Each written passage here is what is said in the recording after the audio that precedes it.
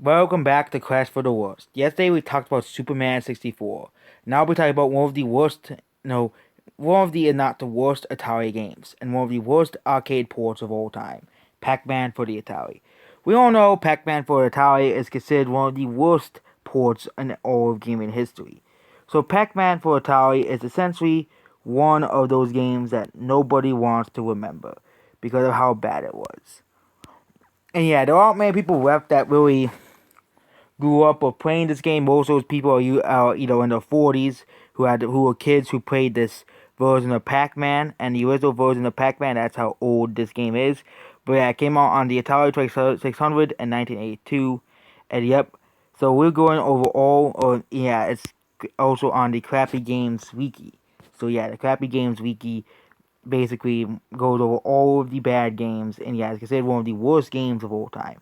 It is a port of the original. Basically, you have to traverse the names. Instead of pellets, it's wafers, while 4 into 4 ghosts, and yep, while the Atari 2600 version sucks, and yep, I was gonna go over this, but yep, this is basically the same thing.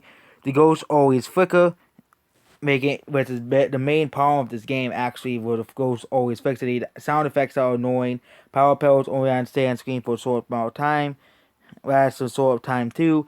The screen, there's only one screen to the whole game. It's the same stage over and over again. The Pac-Man sprites never face up or down, while meanwhile moving up or down, the sprite remain facing left or right. Problems 1 through 5 is because it's a published prototype. Atari made 12 million cartridges, even though the 10 million Atari systems sold. The maze is completely different from the arcade versions. There are 2 ghosts instead of 4 due to flickering. False advertising. The game used the game's sound effects from the arcade version as well as actual sounds of the port. On the cartridge, there are 3 ghosts, but stayed on number 9, there are only 2. So yeah, this game is considered one of the worst games of all of history. It is considered one of the worst ports of all there, and it even had a hand in the North America gaming crash in 1983. And yeah, there wasn't really a gaming crash in Japan because Japan they didn't have to deal with the garbage games like Pac-Man and E.T. And yeah, this game was responsible for the gaming crash of 1982 and the downfall of Atari as a whole. So if the gaming crash never happened, basically Atari would be one of the main. Nintendo will probably still release the NES as it was being developed for Japan, and yeah, it would basically be Atari versus Nintendo. Sega would still probably come in and play in a whole, and yeah, Atari would be a fourth.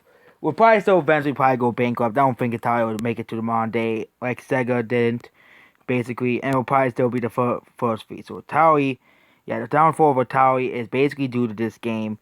Yep, and whenever you see it, Atari's now the Atari game ports. They don't. There's port. I think some of them even just port the original Pac-Man game instead of this version because nobody likes this version. It's considered one of the worst console games of all time. And yep. So where do I rank it as one of the worst games? It's definitely better than Superman 64, of course. It's definitely better than Superman 64, and it's definitely better than Bubsy 3D. I would put it below around between Awesome Possum and Rest of the Unlikely. A very crappy console port, but at least it's still better than Rest of the Unlikely, which is a game where the main character just swarms away from its opponents. Superman 64 was just feel boring and just is an unfinished game for, on one of the most revolutionary consoles, and Bubsy 3D, it's Bubsy 3D. Come on. That's basically it. Goodbye.